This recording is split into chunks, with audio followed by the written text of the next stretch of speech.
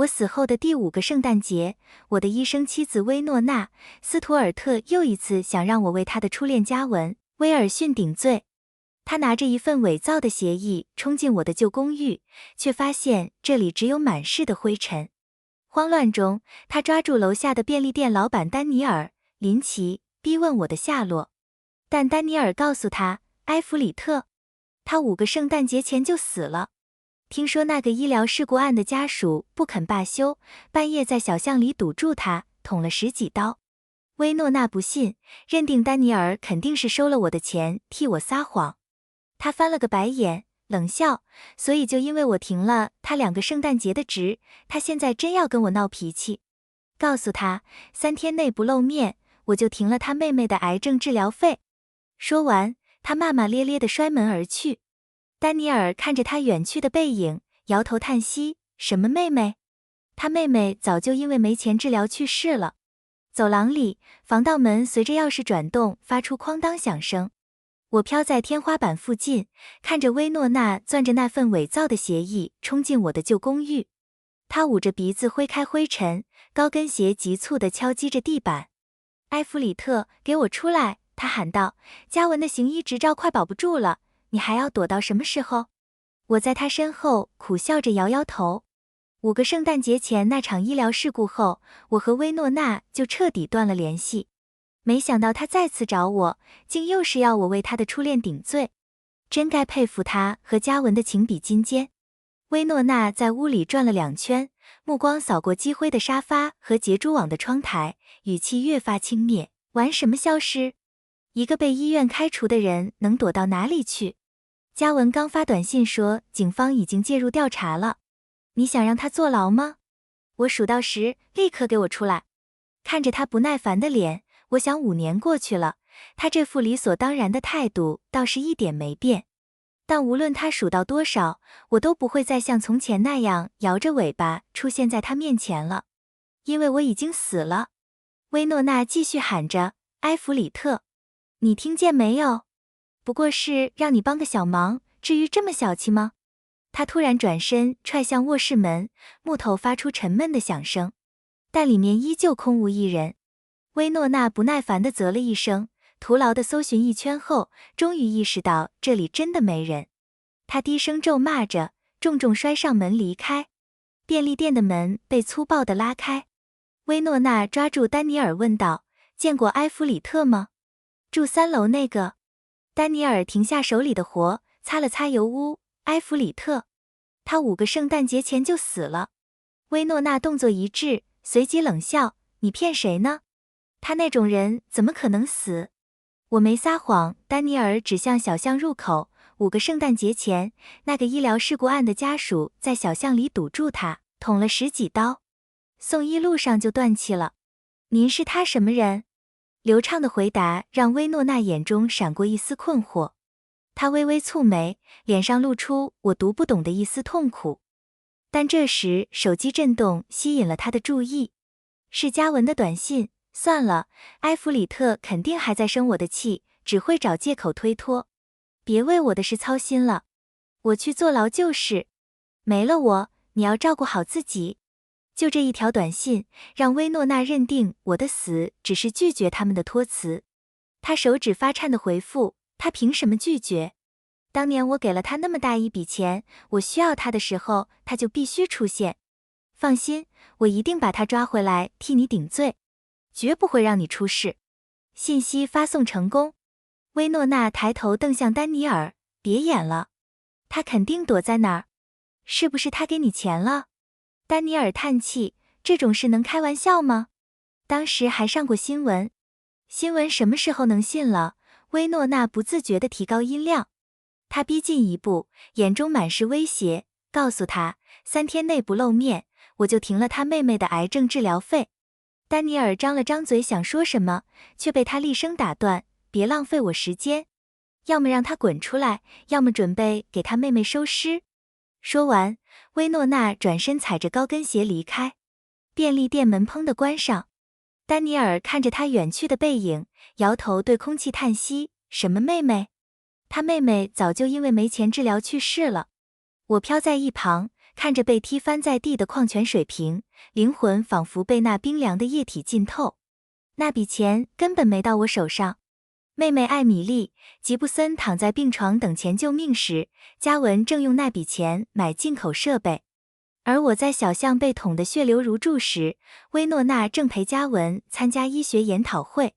现在她居然用一个死人的名字去威胁另一个早已不在人世的人。我的灵魂仿佛被钉在薇诺娜身旁的基督殉道者，被迫跟着她回到家。门刚打开，嘉文就急切地迎上来，眼中充满期待。薇诺娜，怎么样？找到埃弗里特了吗？薇诺娜摇了摇头，神情恍惚，没有。而且他们说埃弗里特已经死了。死了？嘉文震惊地瞪大眼睛，后退半步，下意识抓住薇诺娜的手臂，怎么可能？他是不是故意躲着我们，编借口骗你呢？薇诺娜沉默地皱着眉。见状，嘉文强扯出一个苦笑，肯定是这样。埃弗里特一定还在为5年前的事生气，不愿意帮我，才撒这种谎。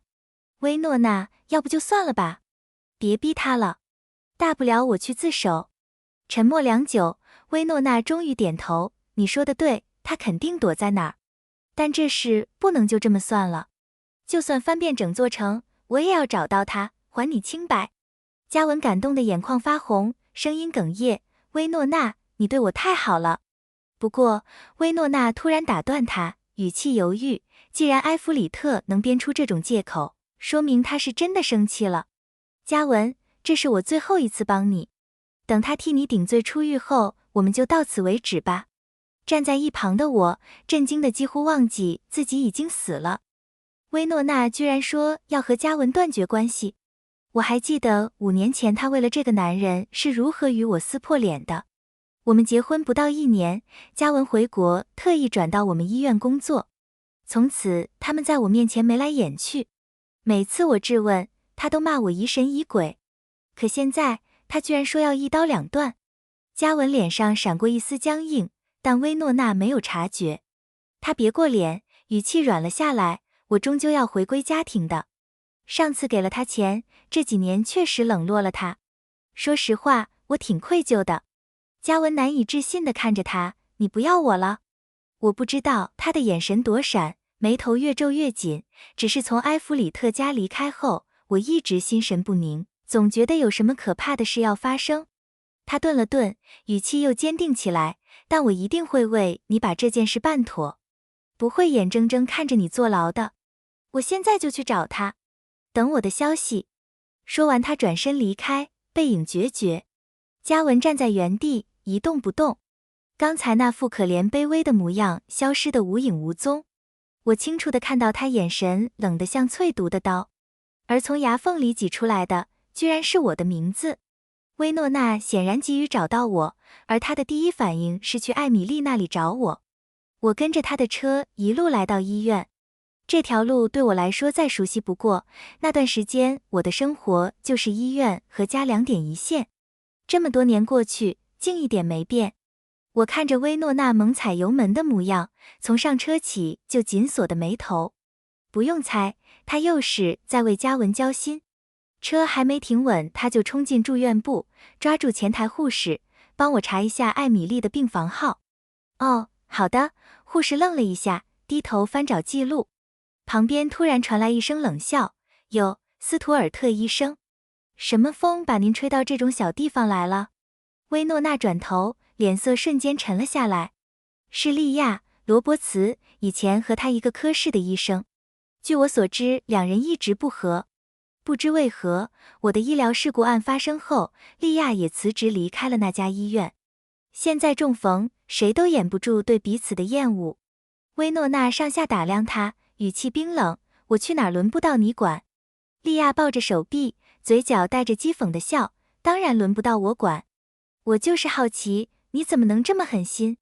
病危的时候不来，人没了倒想起来找了。病危？薇诺娜皱眉，什么病危？她看起来是真的困惑，仿佛听不懂对方在说什么。但我明白利亚的意思，她说的是艾米丽和我。我在小巷被连捅数刀抬上救护车时，已经命悬一线。医院联系家属，希望见最后一面。但薇诺娜当时正和嘉文在一起，嫌我打扰他们，连接都没接就挂断电话。后来索性把我的号码拉黑。艾米丽也是同样遭遇，她因为医疗费不够，无法接受治疗，被下达病危通知时，我试着联系薇诺娜，她却和嘉文在外旅游。最后，艾米丽完全孤独地离开了这个世界。看着薇诺娜茫然的表情，莉亚突然嗤笑一声，真会装。算了，我真是不知道你哪好，值得他为你付出那么多。莉亚没再多说，留下这句莫名其妙的话，就转身走进办公室。薇诺娜僵在原地，手指无意识地慢慢收紧握紧包带，这是她紧张或害怕时的小动作。可她有什么好怕的？斯图尔特医生，护士的声音把她拉回现实，您找的那位病人。护士犹豫了一下，才继续说，艾米丽3天前去世了。听到这话的瞬间，薇诺娜睁大眼睛，整个人仿佛被冻住一般。